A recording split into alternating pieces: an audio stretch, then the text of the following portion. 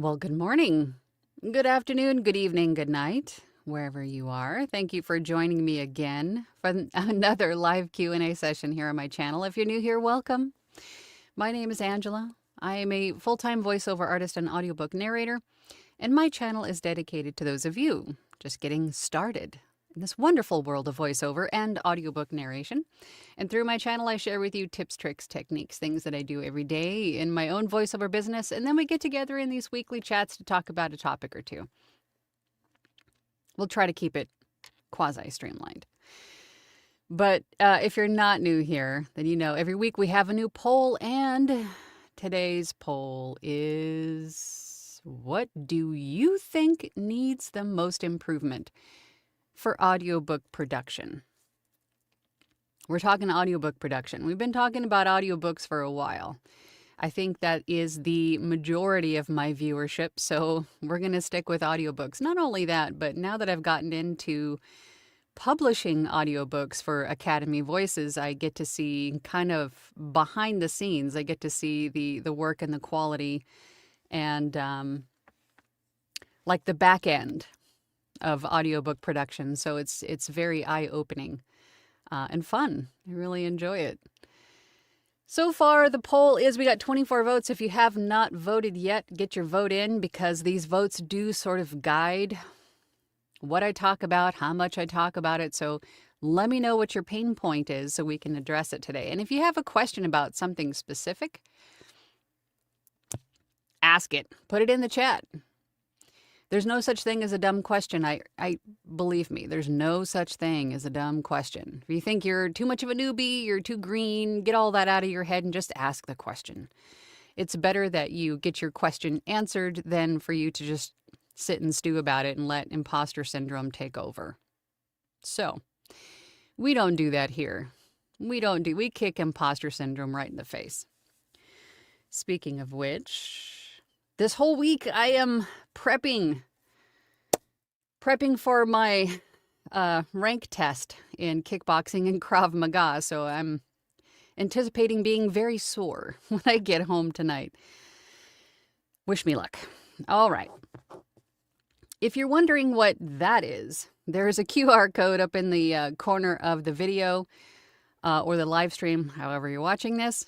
And that is for a VO's Journey Academy. This is a special offer that we're running right now for joining the Academy. 50% off your first month. Give it a try. Hit the QR code. Come and hang out with us, because there's so much you can learn just by talking about it. If you want to see all of what we talk about here on my channel put into application or applied, and get to watch other voice actors do it as well, tutorials and things, come and join us. And Core, which is what this QR code takes you to, includes Launchpad, as we talk about all the time here on my channel. Caesar, Rebecca, there's a lot of people in the chat that are in Launchpad. And this is where we get together every Thursday night for at least 2 hours and talk about many of the topics that we do here on my channel, but much more in depth. And you get instant feedback, all the things that we need as we're learning and growing. So come and hang out with us. Come and join us. 50% off your first month. Come and give it a try. Why wouldn't you? Lost my train of thought. Back to the topic at hand. Okay. So we're talking about audio quality and why your audiobooks may be coming off sounding amateur, unprofessional. And it's usually a lot of little things that we just maybe overlook. Because don't get me wrong, I remember my first audiobooks. I was terrified and excited and intimidated, and there's all these emotions. So we tend to overlook, or maybe we just don't know about some of these things, right? So let's talk about them. So I think the most common thing, not only as an audiobook publisher myself, but as a coach, I've been doing this for years now. I've got pretty much close to 300 audiobooks produced myself personally. So I've seen quite a bit of stuff. So I think what we think about most often when we're thinking about getting into audiobook production, just to take a step back even further, is that we have a great voice, right? And that's not the only thing. That's not the only attribute or aspect of making a great audiobook production. As we talk about a lot on my channel, your space matters more than the equipment that you choose even. You can have a great voice, but it's also about your storytelling ability. Are you able to embody, if it's nonfiction, are you able to embody the author's voice, the educator voice, right? Without just being completely flat and monotone. If it's fiction, can you embody the characters? Can you slip on that character's shoes, understand where that character is coming from, why they feel the way that they feel, and let yourself emote as if it were you? Can you do all of that? Because that is what is important. And even some of the audio quality and other things that we're going to talk about today aren't as important, really. Because ultimately, as an audiobook narrator, your job is to immerse the listener into the story. They are engrossed, they are hooked, they are interested, they are engaged. So a lot of little things that we think are just going to ruin the whole production, like a retake left in, or maybe a couple of spots of bad editing, is not going to be that big of a deal. I was telling everybody in Launchpad the other night about, I was listening to Project Hail Mary by the wonderful Ray Porter. And I don't think he did the editing. I think it was someone in Audible Studios missed a retake that was left in.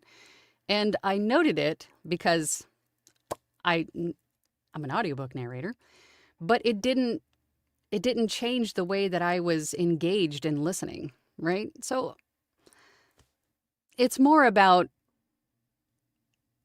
getting the listener hooked in and having them enjoy what you're providing or what you're doing, your performance, right? All right, so just taking a look at the poll again, now that I've got a few more votes. It looks like, and again, the poll is, for those of you watching in Team Replay that are just joining in or joining in the live chat, what do you think needs the most improvement for audiobook production for you personally? Looks like 45% of you said overall consistency. Totally get that. But everybody's, I think, not everybody's, but most of us have a different definition of what consistent is.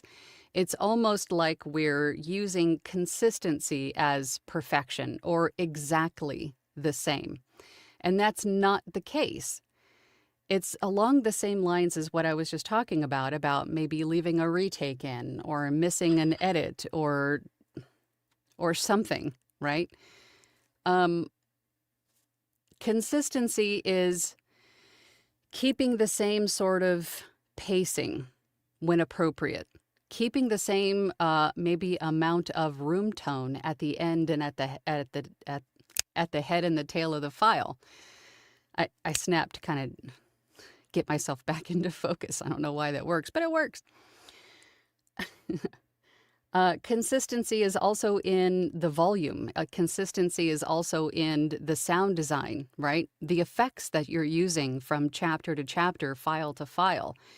Consistency is not exactly how you sound, because the book, the content that you're currently reading from chapter or section to section is not going to be exactly the same, right? If it's a fiction book, it could be one file is going to be an introduction, sort of like a backstory of the characters. That's going to sound a specific way, right?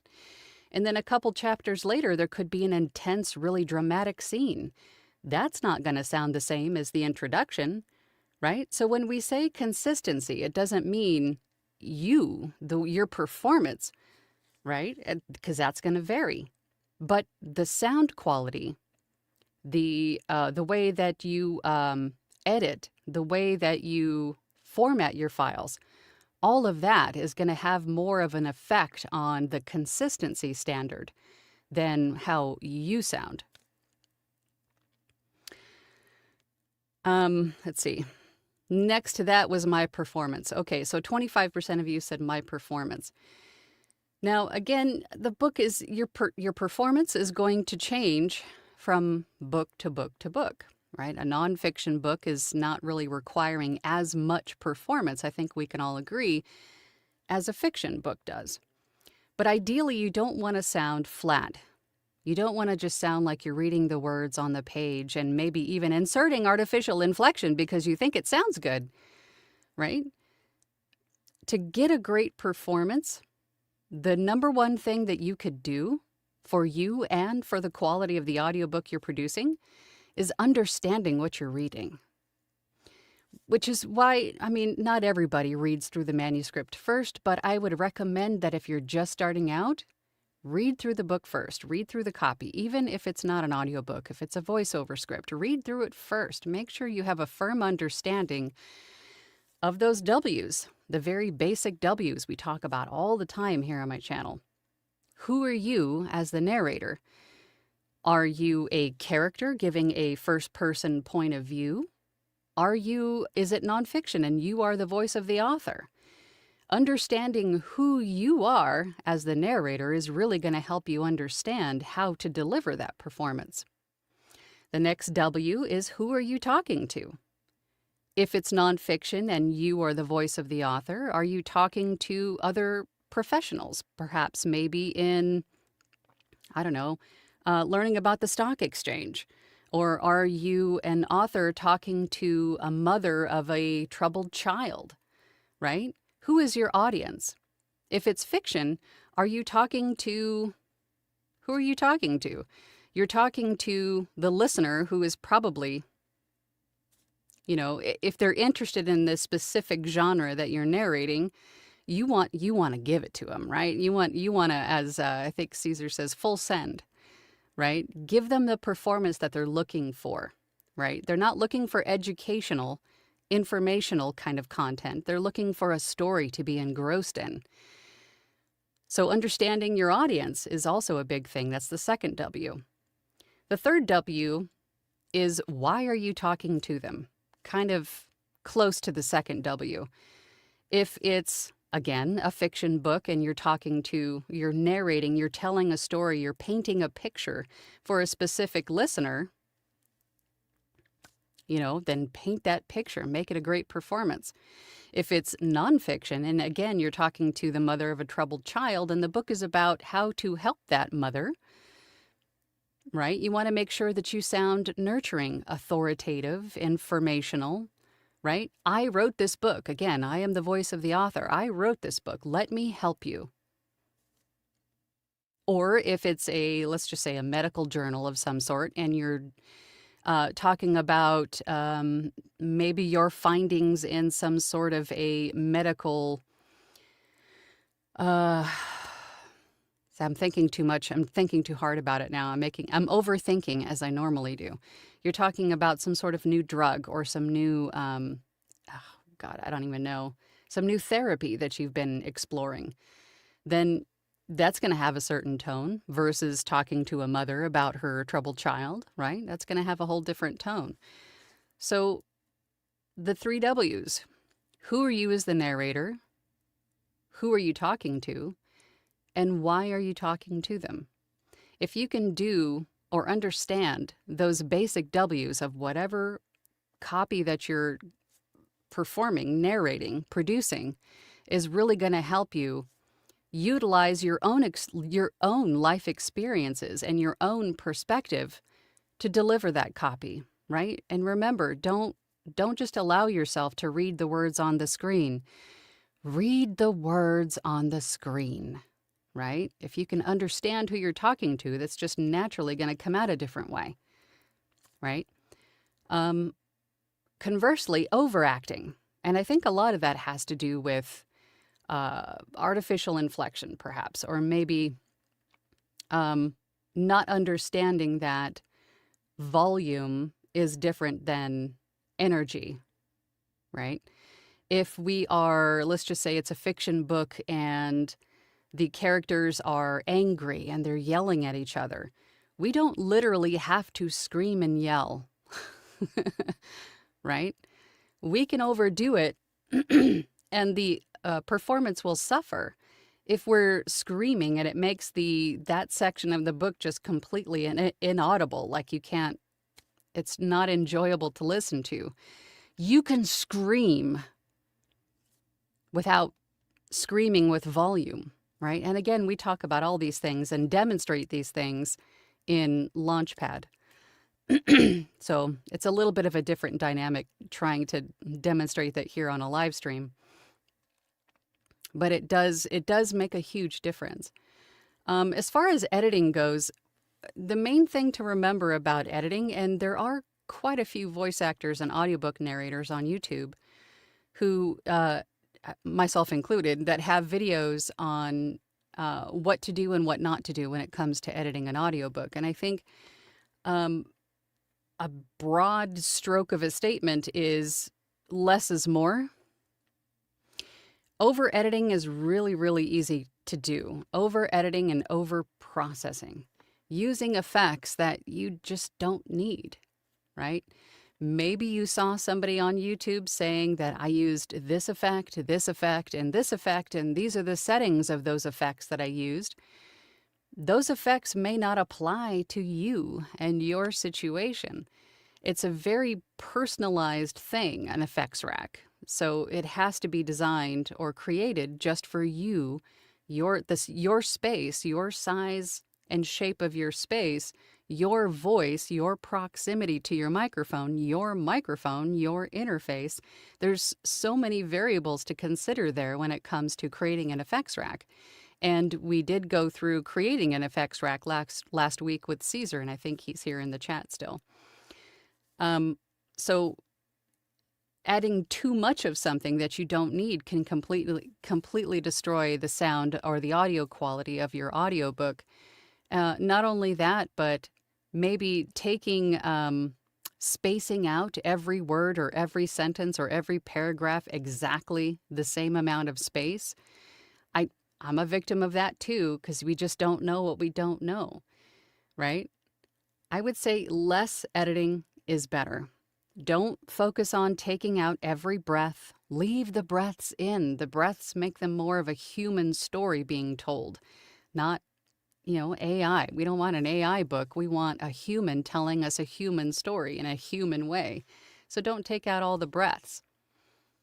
I do recommend taking out breaths if there's something weird in it, like if it's you just fought your way through a very difficult paragraph and you had to take a big breath afterward, or maybe there's a little bit of a throat gurgle or something off-putting in the breath. Take that out if you want to. But as I'm talking to you, I'm breathing between sentences and things, and that's completely normal. That's expected. Don't remove all the breaths. What's another thing? If you do punch and roll, especially if you're just learning punch and roll, and that is where you are editing on the fly, basically. You're stopping the recording. If you make a mistake, go back and re-record it right then and there. There are a few things to keep in mind. Is that sometimes when you are doing punch and roll and you go back and correct something, the new recording could start mid-breath of what was there originally.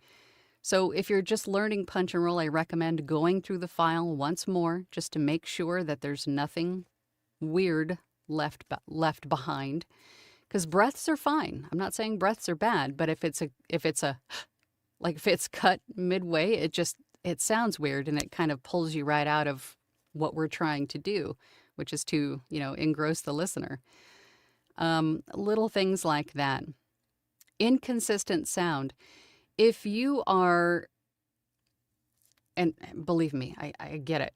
If you don't have the time to sit and record chapter after chapter after chapter, which I don't think is a very healthy thing to do anyway, just a little bit of backstory on why I'm saying what I'm saying. I live in Arizona, and in the summertime, which is swiftly approaching, my air conditioner is on 90% of the time and, for half a year.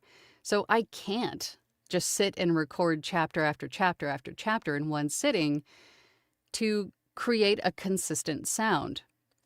And keep in mind that anytime that your position from the microphone changes, could change the sound. Maybe not a lot, but it does a little bit. If you change anything in your room after you've already started recording, that's going to change your sound. The time of day that you record, right? We're usually, like, this time of day for me is ideal for me for recording. But usually later on in the evening, if you're just tired, if you've been talking all day, your voice is going to sound a little bit different. So that's going to change the sound. That's going to be a little bit less consistent sounding. But it's not going to be noticeable enough, I think, in most cases, that it's going to be non-consistent, right? You'll notice it because you know your voice and it sounds different to you, but the listener might not notice that much of a difference. I think we are our own worst critics most of the time. We overthink everything, which is understandable because we're striving for perfection. I'm not going to get into the whole tangent about how much I hate the word perfect anyway, because I think that's just it. I don't like it. I don't like it because it keeps us stuck in that place where we're searching for something that's just unattainable, and it prevents us from moving forward, basically. But I'm not going to get into that. But anyway, what was I just talking about? Another thing I wanted to touch on really, really quick was the most of what I see on the back end of audiobook publishing. Most of the files that I have, because if you didn't catch the Academy Voices live stream with me and Anthony and Gabby on Thursday of last week, I talked about some of the things that I see most often in the audiobook files that are submitted for, as a completed audiobook. And most of the issues that I've seen are the head and the tail, the room tone. The narration needs to start between a half a second and a second. So not 5 seconds, not 0.2 seconds. And then the tails are usually fine, but it's usually the head of the file is off, and noise floor issues. Not so much peak amplitude and RMS, those have been fine, but it's usually noise floor issues. And if you're struggling with a noise floor issue, what I want to say to you is if this is an issue, first, make sure that your computer, because that's usually the culprit of causing noise, is away from your microphone as far as you can get it. And I do hear people say, well, there's only so much of a cord that I have. Amazon has every cord you could ever want in almost any length you could ever want. Go to Amazon, get an extra long cord, get it, 2 or 3 times longer than what was given to you by the manufacturer. Maybe even upgrade the cord if you can, and use that to move your computer as far away as you can, because that's usually the culprit for room noise. Also, if you have your heater or your air conditioner running, turn it off while you record. That's a big contributor to noise floor. Fans, ceiling fans, if you have a fan on next to you because it's hot, I get it. Again, Arizona. But turn it off. If you have to go into your recording booth in a swimsuit and an ice pack, I've done that too, just to get a book done. Just that, it's a temporary thing, right? But that's what you might have to do. It'll save you from having to try to remove that noise later and just completely destroying your audio quality in the process. Believe me, I would not be telling you this if I've not gone through it myself. So,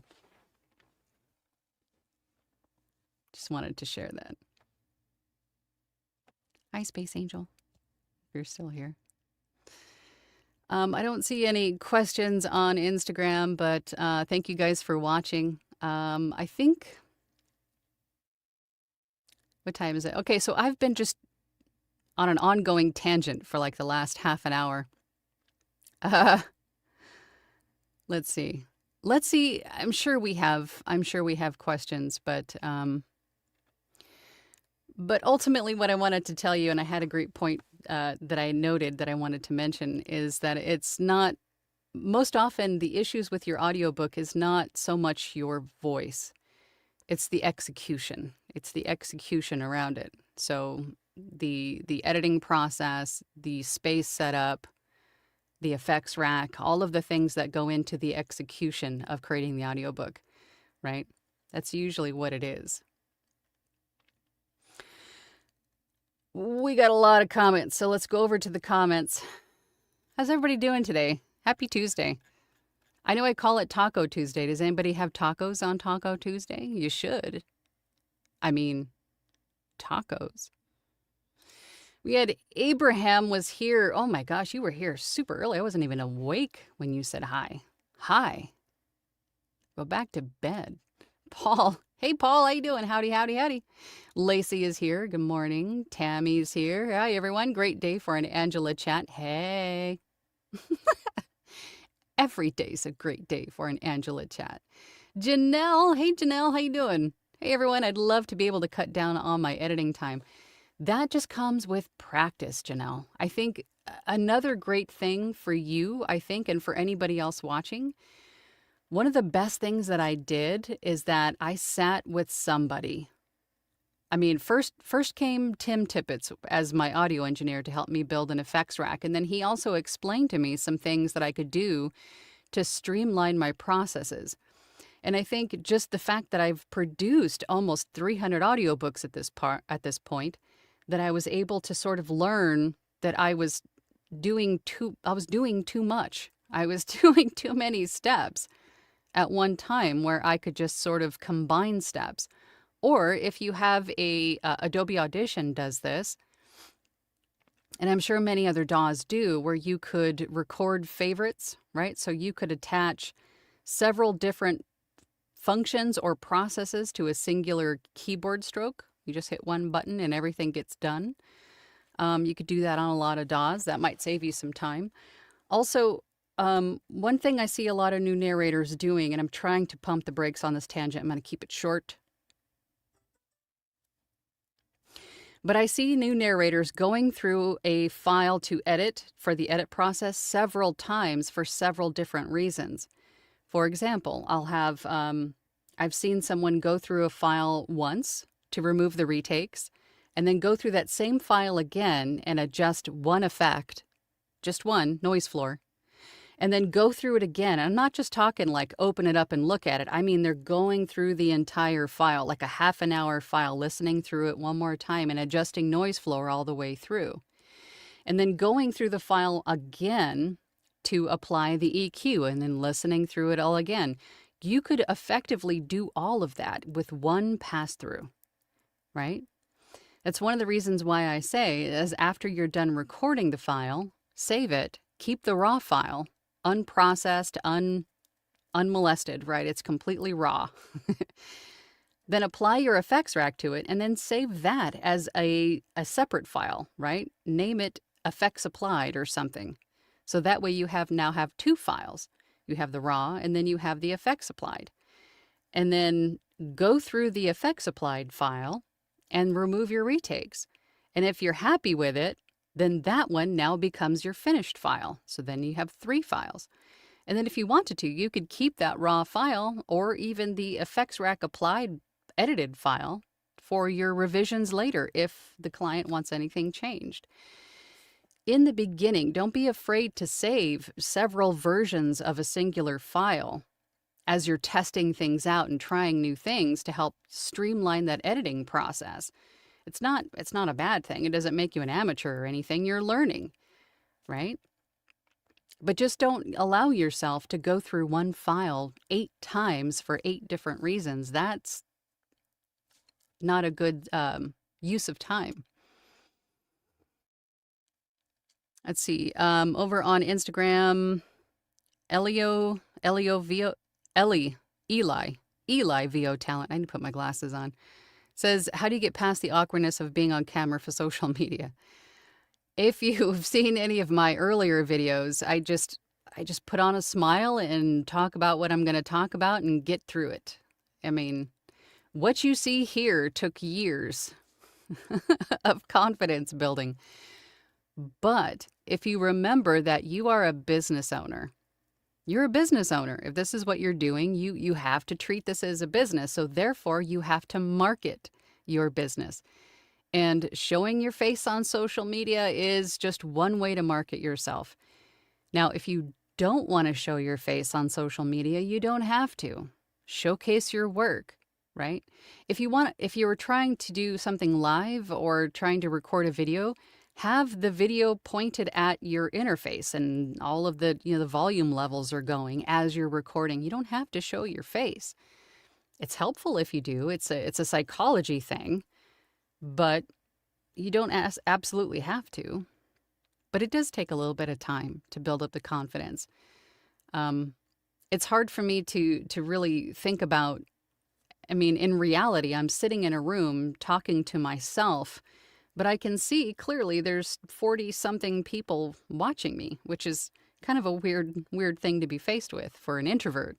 But, I know what I'm providing is at least entertaining. If I'm hoping educational, but at least entertaining. You guys can, do a drinking game on how many times I go on a tangent or something. At the very least. Anyway. Caesar's here, of course. Caesar says, oh, hi. Another poll whose options no longer apply to me. Surprisingly, even consistency is easy to hit with techniques developed over time. So happy to submit a clean bill of audio here. Yes, and Caesar has been at this for a while. So don't let his comments bring you down. If you're just starting out, just realize we all started in the same place that you did. What you see in front of you took 8 years to get to. And Caesar, a couple of years, I think. How long have you been doing this now, Caesar? It's been a minute. But it does take time, and it takes practice, and it takes, engaging with other voice actors and other audiobook narrators and just kind of learning as you go and picking up new tips and tricks, right? New things that you can implement on your end. 2023. Okay, so you've been doing this for about 3 years now. Good for you, Caesar. Look how far you've come. Lacey says, I'd love to be able to push past the fear and just perform and let my inner theater kid out. What is keeping you from doing that? What are you afraid of? There's nobody watching you. Audiobook production and voice acting is perfect for introverts. You're in a room by yourself. Just forget that you're recording, right?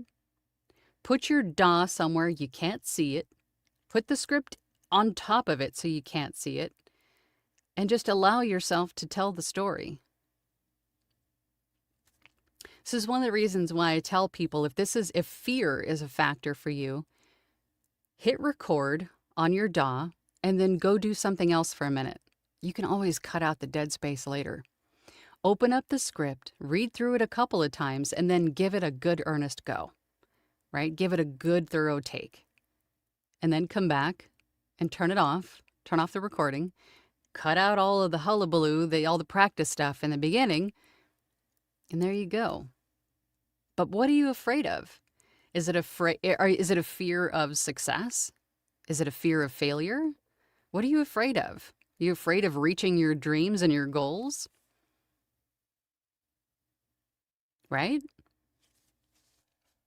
Come on now. Come on now. John Myers is here. Hello. Hello, hello. Caesar says, that said, hello, everyone. I just woke up. My mind's a blank slate, so I have nothing clever to say. But I did bring a cucumber. Yeah, of course. Of course you did. We all love you, Caesar. What's up, Tiger Lily? How you doing? Christian is here. What's up? Tammy says, bah, you will be giving a lesson on isotope velvet, Caesar. I'm getting ready to purchase the plugin. Need to know how to set it. Yeah, Caesar dropped a bomb on us the other day with isotope velvet. Never heard of it before, but see, there you go. If you're not in voiceover groups, and networking with other colleagues in your industry, you don't learn these new things. But yes, I think that would be good to learn about what isotope velvet is.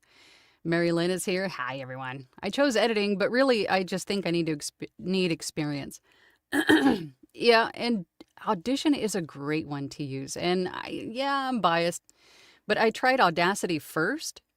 And when I switched to Audition, I used Audacity just to take a step back. I used Audacity about 2 or 3 months, and I felt myself struggling with it because it wasn't very intuitive. It seemed like there had to be more steps to take to get something accomplished. And it was a little bit frustrating and time consuming. But then when I switched to Audition, it was like I was looking at a daw through a straw when I reflected back to what I was trying to do with Audacity. And then Audition just sort of opened up a whole new world. Everything was so intuitive and fast. It just made sense. So Audition is a great DAW for voiceover audiobook production, but it does take time. It's a whole bunch of whole new functions and processes, and then processes within processes. But trust me, just keep at it, keep practicing with it. It will start to make sense. All of the lingo that you're hearing that you have no idea what it means, all those little pieces will start to fall into place, and it will make sense. But it's the consistency and the effort.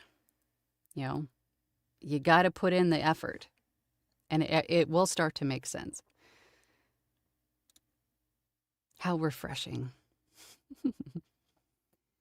Let's see if I could find some questions. Let's see.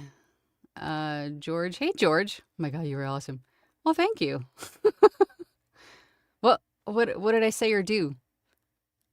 Was there something I did about awesome? Go get it. Oh, was it the kickboxing and Krav Maga? I'm going to get beat up tonight. You guys can't see it, but I'm bruised. I had a big bruise here. Elbows are bruised. Oh, yeah. Yeah, there's a good one there. From elbows and punching and blocking and all of the things that I have to do for the test, my impending tests. Not just kickboxing, but Krav Maga too. I'm going to be tired tonight. Emmeline says, disability aside impacting my consistency and quality of output, I'm currently resealing my door and suppressing my noise floor. Turns out better equipment means getting picked up. Of course. I mean, you're not to put so much weight on equipment, but of course, higher quality equipment, higher dollar equipment, because they go hand in hand, right? Cheap is not necessarily good, and good is not necessarily cheap. I mean, yes, higher quality equipment is going to help you with your sound, but even more important than that is your space. Because if you have a $5,000 microphone and a poopy space, that $5,000 microphone is going to highlight just how poopy your space sounds, even more so than a $30 microphone, right? So treating your space is much more important than the equipment that you choose. Rustic Hillbilly is here. Good morning. Krav Maga is awesome. Thank you. Let's see. Sage says, good afternoon, Angela and everyone. I picked editing, but still need to hone performance skills as well. And that just comes with time. Hang on. I got to check and see if my air conditioner is going to turn on at all. Probably thinks I'm not home because it's hot in here already. Oh, it's only 81 outside. It's only 81. It could be 120 soon. So I apologize for the noise, but I got to crank this on because it's hot in here. Thank you guys for all of the luck. I appreciate you. Thank you. Caesar says to Tammy says, oh, hi. Primarily I use RX, but can definitely teach that. Find me on Discord or email me. Yes, I mean, listen to Sage. Sage, make sure to smash it, tickle it, squish it, push it. What's the terminology? Interact, do all the YouTube-y things. I appreciate it. It helps my channel be found by more people like you looking for this information. So help me help them. Tiger Lily says, I feel like I don't have enough of a sense yet of how I actually sound to say how professional or unprofessional I am.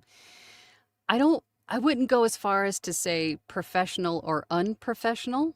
It's just, it's more like, what's the word I'm looking for? Like flow, right? You can tell if someone's done this a few times or not.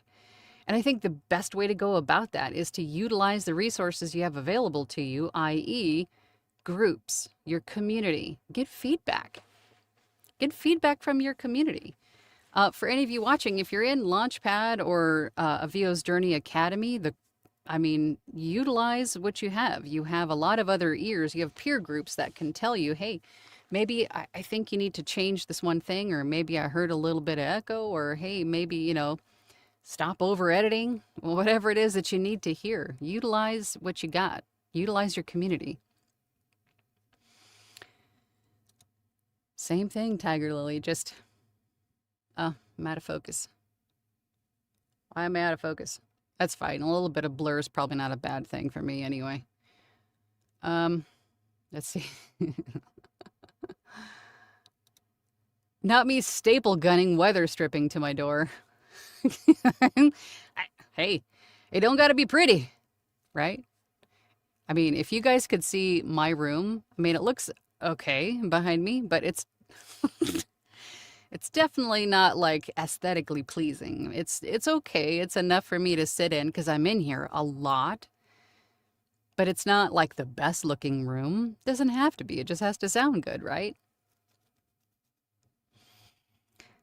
AJ Poppy says, I'm not sure, but I put performance because I think I'm okay with the others, but maybe my performance could use work. Get some feedback on it. Get some feedback on it.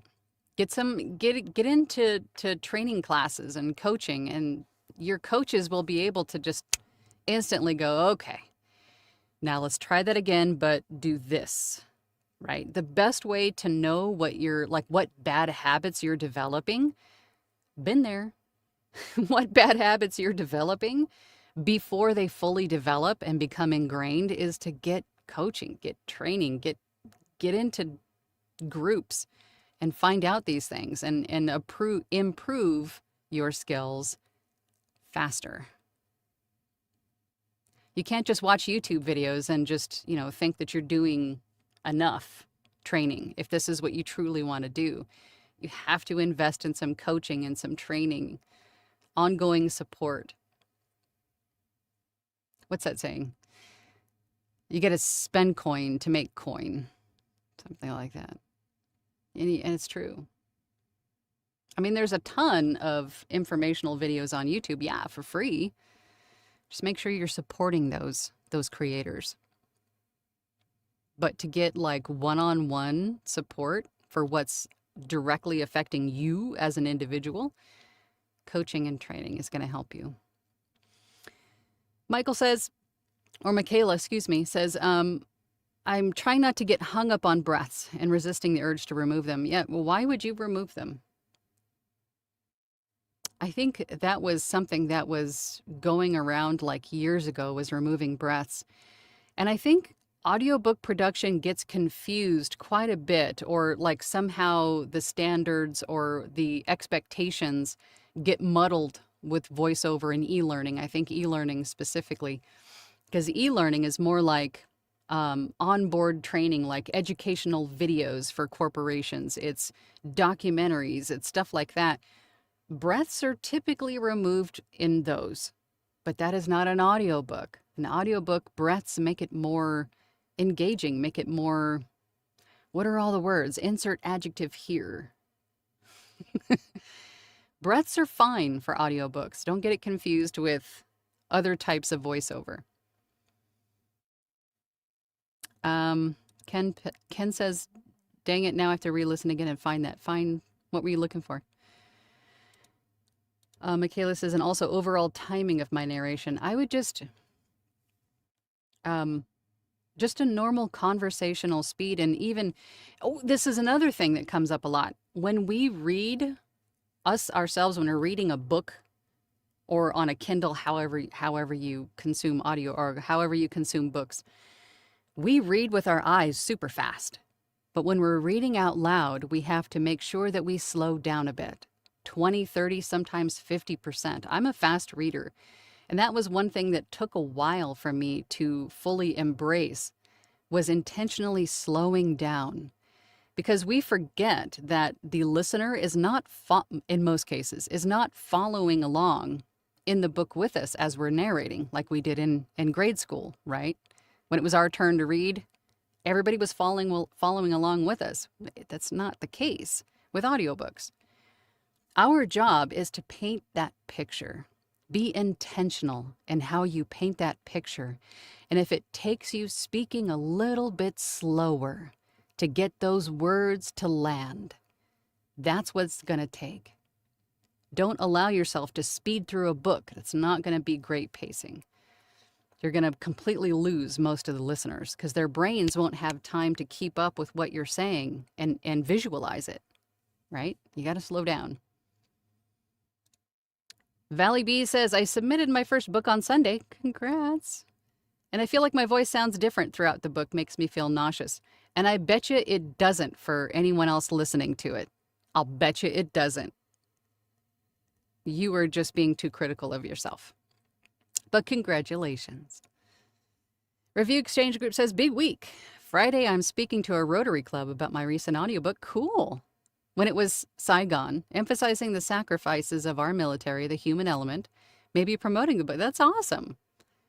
Good for you. Sage says to Michaela, I'm the same way. I feel like I need to edit all of them because I cringe as I listen while editing. What are you cringing at? Sage, you're so critical of yourself. Stop it. You need to take a breath and let it go and only exit out of the big distraction. Exactly. Exactly. Let's see. Questions. Let's see. Tiger Lily says, like, we've had no rain here for weeks and the pollen is, oh God, I know. Tell me about it. It's awful right now. Allergy season. Let's see. Questions, looking for questions because we are almost out of time. Let's see, looking for questions.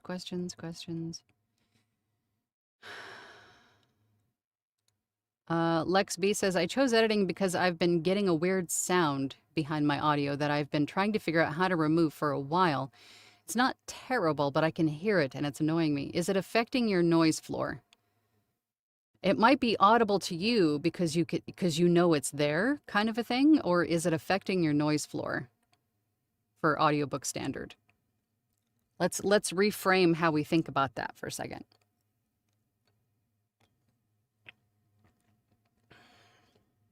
Let's see.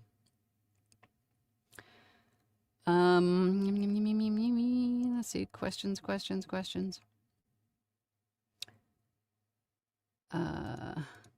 Yes, donuts for all. Thank you, Kat. I'm starving.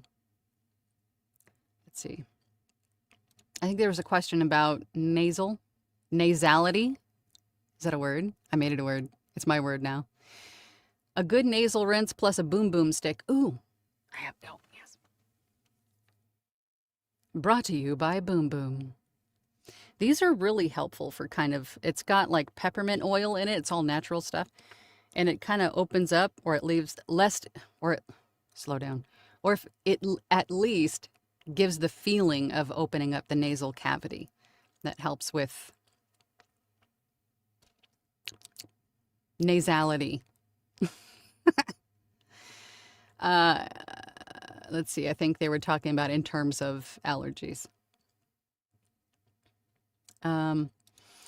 Valley B says, I had a problem when my computer was changing the volume of my mic on its own, and I couldn't figure out what was going on for the longest time. It sounds like there could have been some sort of setting that was auto-adjusting the volume. A lot of times, especially with a lot of these new microphones that we don't get instructions for, you have to like scan a QR code to download the manual, and who's got time to read through the manual, right? A lot of these new microphones are created and targeting podcasters because podcasting is huge right now, right? Not voice actors, podcasters. So they think podcasters want a plug and play solution that's got all of the effects already applied. It's got all of these really handy user functions like canceling out background noise, like leveling the volume, like doing all of this stuff that podcasters probably want. But voice actors, we don't want that stuff. We want to be able to control our audio ourselves. So when you buy a brand new microphone, the first thing I would do when you download the software for it is to go into the settings and turn all of that crap off, because that could be what it is. And more, with all of the mentees that I work with, that's usually an issue. It has something to do with the setting in the microphone that they chose, because it was created for podcasters and it had all this extra crap that was already activated on the microphone that is no use to us. It just hinders us more. So that's what I would do. If you have a brand new microphone, go in there and look in the software and the settings and turn all of that stuff off. It'll give you more massageability to the audio quality. Let's see.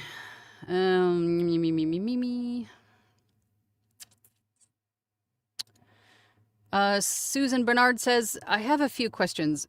First, what is a good genre to start audiobooks, and how many words are a good choice? I always say start with nonfiction or what you enjoy reading yourself. Because if it's something that you enjoy, that's going to come through in your performance, right? And of course, I would also recommend starting with something small, 30,000 words or less. But that's not always what your first book offered to you is. Because I always talk about this. I was looking for my first audiobook. I was looking for something along those lines, nonfiction, 30,000 words or less. And the first book offered to me was almost 100,000 words and a fiction book about zombies. So I had to fight my way through it. Not knowing anything that I do now, right? I just kind of learned a lot during the process. So that's what I would shoot for, but that doesn't mean that's what you're going to get for your first book, especially if you're posting samples on ACX and things like that so authors can find you. You might get offered something that's completely not what you were looking for, but be open to it, I would say. Let's see. Michaela says, I just moved my laptop out of my room based on what Angela said really improved my overall quality. I've done it. I've tried a few different computers in this room. My laptop, I had one of those little mini computers. I had a few different options in here trying to keep the noise floor down. And then ultimately I said, well, the microphone doesn't know not to pick up the computer noise. So my next option is to move the computer away from the microphone. If I can't find a computer that's ultimately silent in this little tiny room and my noise floor is being impacted, my best bet is to move it away. So I said, okay, well, how do I do that? I don't have cords long enough. I'll go to Amazon and see if there are extra long cords. There were. Move the computer, good noise floor. Or better noise floor, anyway. Tammy, don't encourage the tangents. Let's see. Oh, I like it, John. Taco Tuesday. I think we're going to use that. Thank you, John. Emmeline's making tacos. Oh, my God. I'm hungry. Let's see. Susan asks, also, if I think I might want to do some steamy books, but how do you feel about changing your name, especially if you do? Yes, I think that's one thing that you have to consider in the beginning before you take on spicy books, is if you're going to use a pseudonym or not. Now, I know a lot of voice actors that are on either side of this. Some don't care, and it's just their voices on everything they do. But these are mainly audiobook narrators, so they're fine. They're fine having the same name on children's books versus spicy books. I mean, the same name is on everything. But if you want to use a pseudonym, just keep in mind that pseudonym is going to have to be a whole persona in and of itself. all on its own. Because if you want to promote your spicy books, then that pseudonym persona is going to have to do it. So that, I mean, especially if you're trying to keep them 100% separate, your name versus your pseudonym.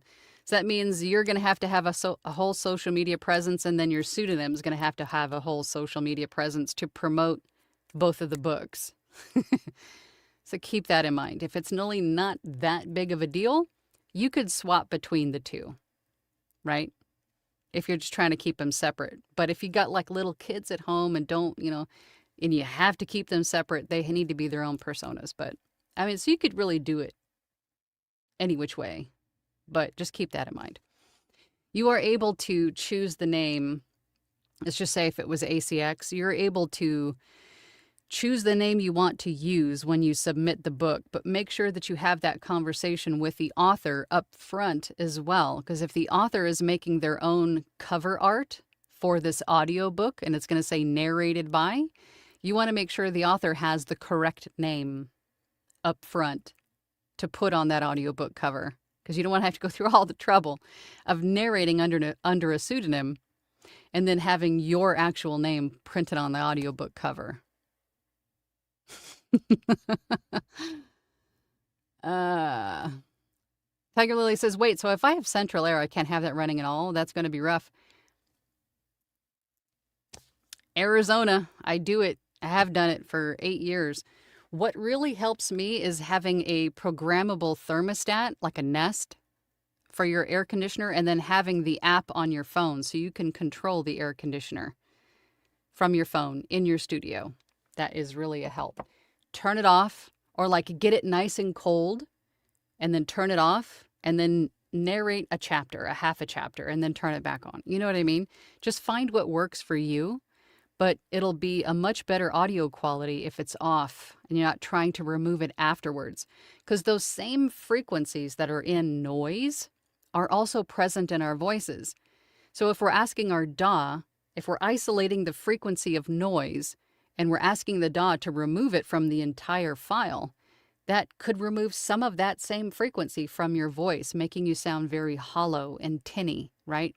All of that rich depth to our voices is eliminated with the noise floor. So you'll be much better off by just biting the bullet and turning the air conditioner off while you record, and then turn it back on while you edit. Let's see. Mighty VO says, is there any sure way of securing auditions from being used for AI voice use? Obviously, watermarks don't work for this as they can destroy the ambiance of the audition. I don't have a solid answer for you. This is definitely a concern for all of us. And I think we talked about this about a month ago, maybe more. It's in my playlist somewhere, but we talked about just this thing. I mean, how do we go about that? How do we go about protecting our auditions, voiceover or audiobook from this use? And there really isn't a surefire way to do it. It's kind of a case-by-case basis, depending on where it's going, right? Let's see. Looking for questions. Did you guys hear my stomach growl? Did you hear it? Emmeline says, and save multiple copies of your files at each stage so you don't need extra. Yes, I would recommend that, especially if you're just learning your DAW, you're learning what the effects do and what they are and all, save several iterations of a file. So that way you don't completely mess it up and make it sound muddy. And then you're like, man, now I got to re-record that whole chapter again, right? Save lots of different versions of a file in the beginning. Let's see. Well, hello from Japan. Welcome, welcome. Let's see. Chris, I'm so glad. At least someone is entertained. Not educational at all. Just entertaining. That's fine. I'll be entertaining. That's fine. I'm fine with that. I think my boss would be mad if I started a drinking game. He doesn't have to know. Not that I condone it.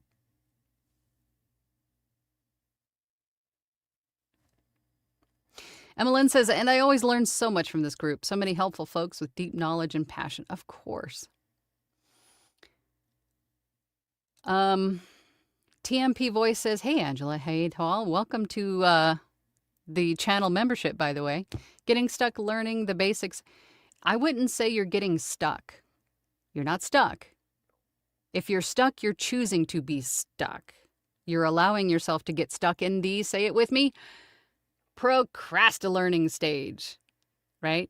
Learn everything that you can, but make sure that you're also practicing with it, right? If you finding yourself getting hung up on a certain aspect of it, or if you have a question that is keeping you from moving forward, then ask the question. Again, the importance of groups and peer groups and networking is you're able to ask people who know, who have been where you are, and can help you through a problem or two. Right? But don't allow yourself, it's a choice, to get stuck. Don't get stuck.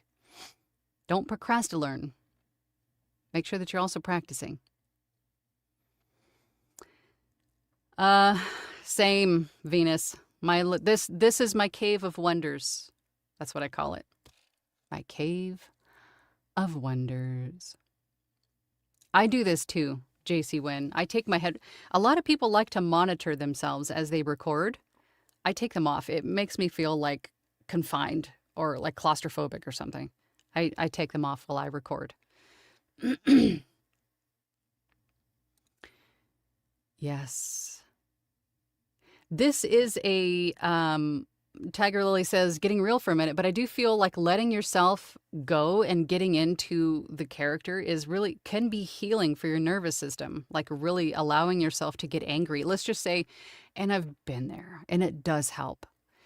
Let's just say that you're narrating a chapter where you're confronting your spouse has been like having an affair or something, and you're confronting them. And you allow yourself to just let go and embody that character in that moment. It can be very healing. It can be very healing. But you have to allow yourself or recognize if you're narrating something that is potentially very dark or has a lot of trigger warnings and stuff like that, make sure that you take a lot of breaks in a work like that to allow your brain to sort of break free from that, right? If that makes sense. I think those of you who know what I'm talking about know what I'm talking about. Let's see.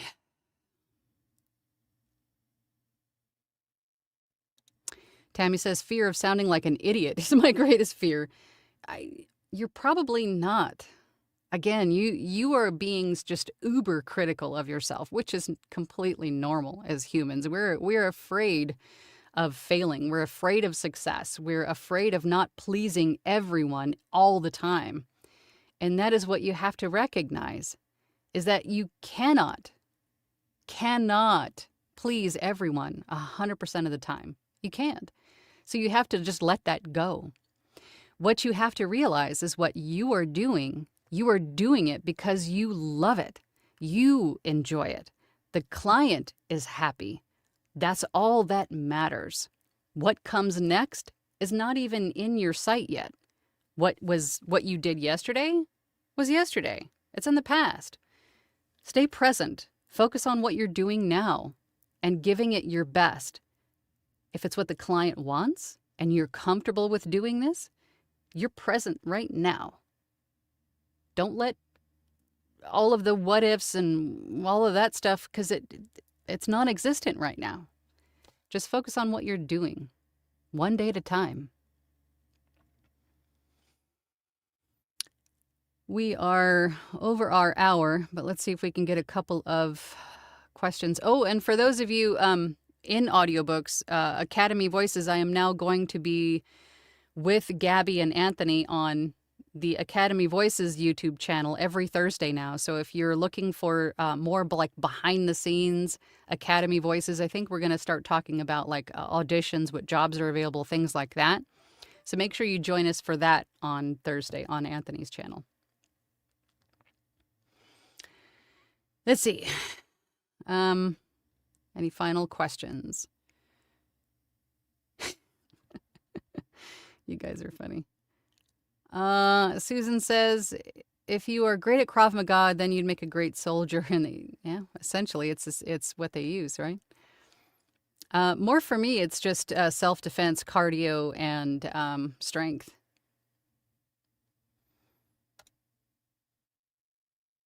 Let's see. Once I put my file through loudness normalization and limiter to meet ACX standards, I find my S's are super painful to the ear, like high-pitched whistling. You just might need to add or incorporate a de-esser, before the loudness. What is that? Oh, thank you, Caesar. You gifted me 5. How did you do that? What is that? That's new. Thank you, Caesar. I don't even know what that is. If gifted 5. How do can I pull that up? Hang on, I gotta look at. Oh my gosh, there's still so many comments, you guys. Gifted 5 memberships. Interesting. Thank you, Caesar. That's the first time I've ever seen that. I have no idea what that is. But thank you for whatever that is. I appreciate you. I forgot I could do this. Really? I don't even know what that is really, but I mean just the fact that you guys are watching is enough for me. But thank you for that. That's awesome.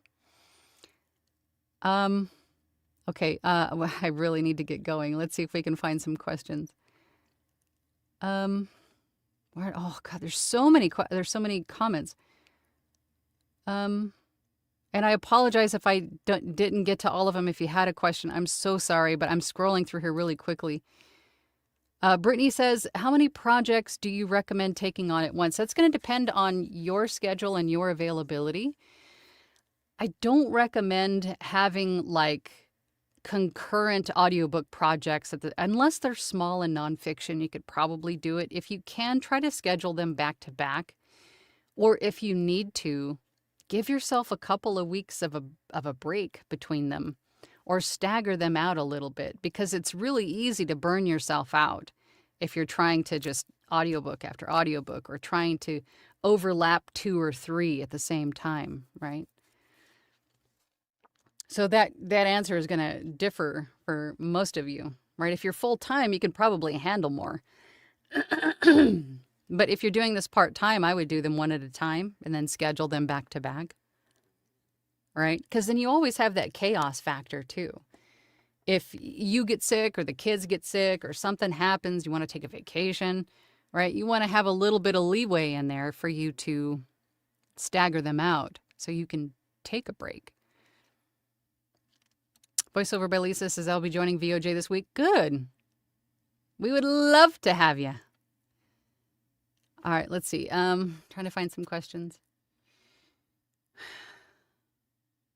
And I see some of you answering those questions in the chat. I thank you. I appreciate that. I don't want to leave all of these not highlighted, but I just can't get to all of them today. There's so many.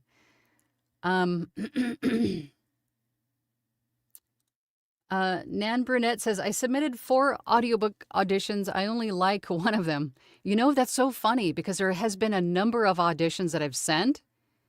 That was what the client was asking for, but I wasn't completely 100% satisfied with it, but the client loved it, right? Or times where you just kind of shotgun auditions, and I hate to say that, but you're just like, just let's just get it done, and I got the job. So again, your opinion about an audition does not matter. Your opinion about how you performed does not matter. Your opinion about your voice does not matter. It's up to the client. The client might love it, might think it's perfect, but you hated it. It's so weird. It's definitely like a shift, right, in the way that you think. But can you make suggestions for some inexpensive methods for voiceover? VO's Journey Academy. Click the QR code. There's also a link in the description of this video. Come and join us. It's a full voiceover and audiobook production academy. And then with that membership, you get free membership to Academy Voices, which is our audiobook production company. So you can audition for audiobooks and get royalty share and all of this stuff. So, and not only that, but you get training, you get classes, you get camaraderie, you get our Discord, you get all of that with that. I mean, you can't beat the price anywhere for what we offer. And that's the whole point, is to make it affordable so it's accessible to people who need it when you're just starting out, right? All right, let's see. Yes, Obi-Wan. Breaths make it relatable. Yes, it's a human telling another human a story. I like it. Let's see.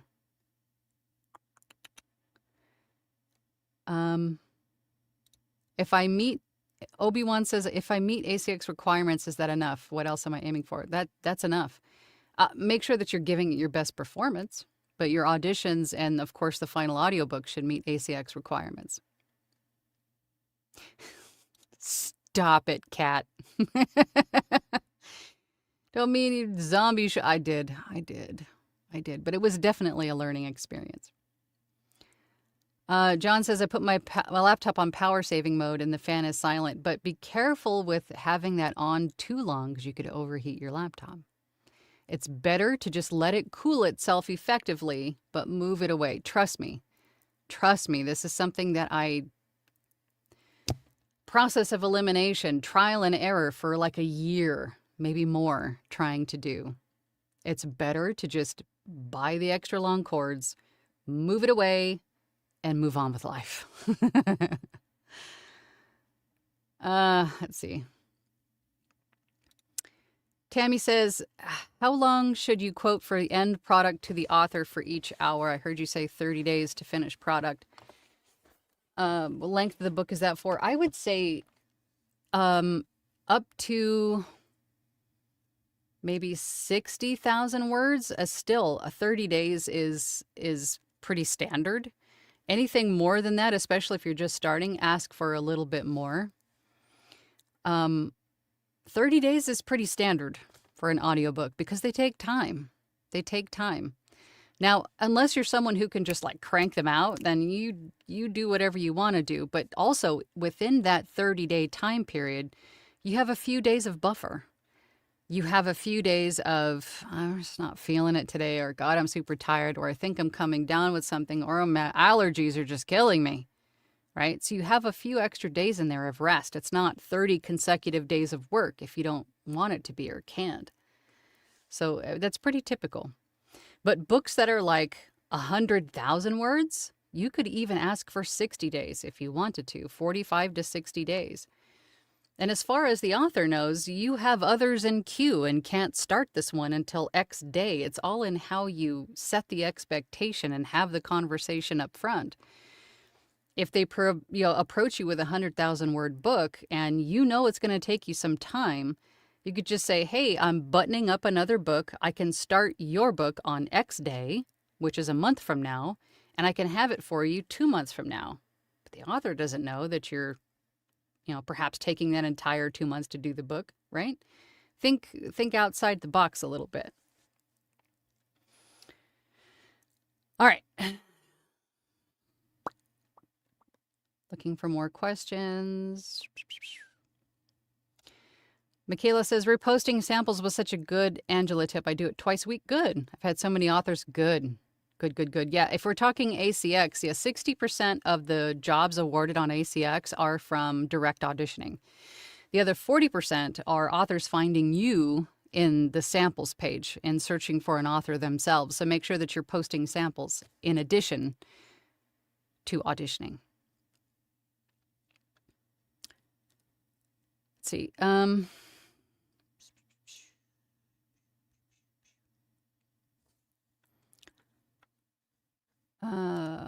Cornelian says, hello. I am a London-based actor getting more into voiceover work and had a quick question. Well, welcome to the voiceover world.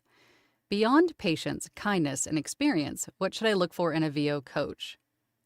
Someone that you are comfortable with. I think someone that if they have a YouTube channel or some way that you can watch them, interact with them, see what kind of a person they are. I mean, the best you can on the internet. I mean, really? Someone that you feel comfortable talking to, or someone that you feel is currently where you want to be, or have been where you currently are, which I think is most of us, right? Someone that you can relate to a little bit. Someone is where you want to be, someone that you're comfortable with. But more important than that, you need, not just you specifically, Carnelian, but for all of you watching that are thinking about getting coaching, you yourself have to make sure that you are coachable, that you're able to take the direction. But the coach that you're looking for is someone that you could take direction from. Like if I were to tell you to slow down, do it again, give it 50% more, whatever I'm telling you to do, if you're comfortable receiving that direction from me and then, applying it and executing it. It's psychology too, yeah, but I think ultimately being comfortable with that person is going to be huge. You didn't hear my stomach growling? It was like it was perfectly quiet and I went. I am so shocked what you guys don't hear. It's amazing. Chris says, what's a good amount of audiobook samples for ACX? There isn't a limit to how many you can post, but I would say for each genre that you are interested in narrating, maybe 1 or 2 for each. And then the gold part is when you recycle them. So you're up at the top of the search page twice a week, once a month, whatever interval you choose. Just refresh them. Let's see. Oh, so you heard my stomach and thought it was yours? Okay. Boop, boop, boop, boop. Gosh, there's so many comments. Okay.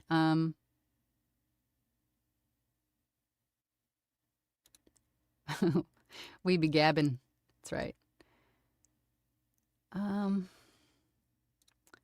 Caesar says a member can gift a 1-month membership to other folks in chat. It's randomly selected. Oh, that's cool. So what you just did with, you gifted 5, right? So you just made 5 new members of random people in the chat.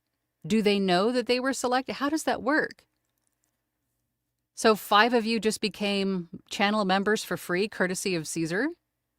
Am I understanding that right? If that's the case, that is awesome. That is awesome. They get notified. That is sweet.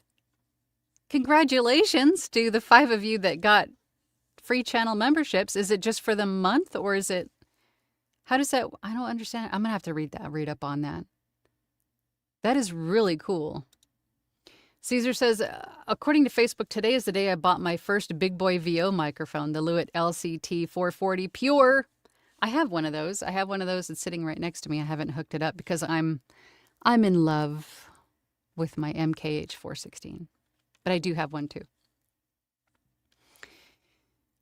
Let's see.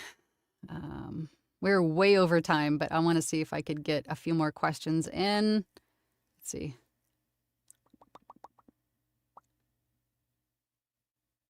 Let's see. So many comments. I'm so sorry you guys are just staring at me while I'm at the screen. Susan says, so when you went out for your birthday with your boyfriend and son, did he ever ask you a big, important... No, we've only been dating for a little over a year now. I'm not in any rush for that again, but no. You're so funny, Susan. Let's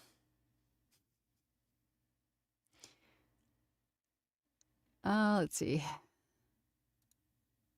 Will he read me a bedtime story? Was that the big question?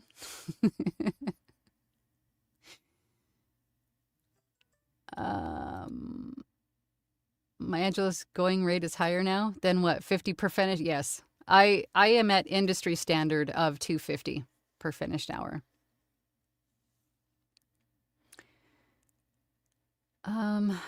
Let's see. Okay, I don't see any more questions, and I'm sorry if I missed your question. There were so many today. I didn't even know how many comments. There was more than we've ever had, I think. So I am so grateful for you guys for participating, for asking questions. Caesar and a few other of yous for answering questions in the chat, the ones that I couldn't get to. I'm going to have to look more into the 5 gifted memberships that you did, Caesar. Oh, shoot, actually, it's not from chat, but your subscriber pool. Oh, that's interesting. It should be from chat, like people that are actively here right now. That would make more sense. Interesting, but that is so cool. Susan wants to know, what kind of chair do you use? This is a Secret Lab Targaryen Game of Thrones chair. Secret Lab makes gaming chairs. That was the one thing that I thought to myself, well, if I need a comfortable, quiet chair that I'm going to invest in, it's going to last me a while, who sits most often? Gamers, right? So I looked into Secret Lab, and they have a ton of chairs. They are an investment. They're not cheap. I think I got this one. I lucked out, and it was a sale, and I'm a Game of Thrones nerd. If you haven't noticed, I'm a little bit of a Targaryen nerd. So it's got the Targaryen quest, says fire and blood on it. It's got a big, like, Game of Thrones Targaryen crest is the word I was looking for on the backside. It's really cool. But it's quiet. It came with a 5-year warranty. It's comfortable, and it's cool. It's stylish. It's got dragons. It's got dragons on it. But anyway, George says, use your mouth guard. I still need to get one. Thank you for reminding me. I still need to get a mouth guard. Once we start sparring, I'm going to have to get a full, like, headgear, the groin guard thing, the arm, all of it. But we haven't started sparring yet. Right now, I'm just going through getting ranked, which was I've been doing this for a year and a half, Krav Maga and kickboxing. And being ranked or getting a belt has never been offered until just like a week ago. They just started talking about the possibility of doing this. And I was the first one to raise my hand because I've been doing it for so long. So now it's just a matter of getting refinement on the actual components of the test so I can test and then get ranked. All of the stuff on the test we've done for like a year or more. So it's just a matter of getting all of that right. But anyway, I'm going on another tangent. But anyway, I'll see you guys on Thursday. Now I can say that. I'll see you on YouTube on Thursday. And then for those of you in Launchpad, I will see you guys Thursday night. We are going to be doing full cast reads Thursday night, so it'll be a ton of fun. Otherwise, I'll see you guys next Tuesday here on my channel. So thank you guys. I really appreciate it. I'll see you guys the next time I see you. Bye.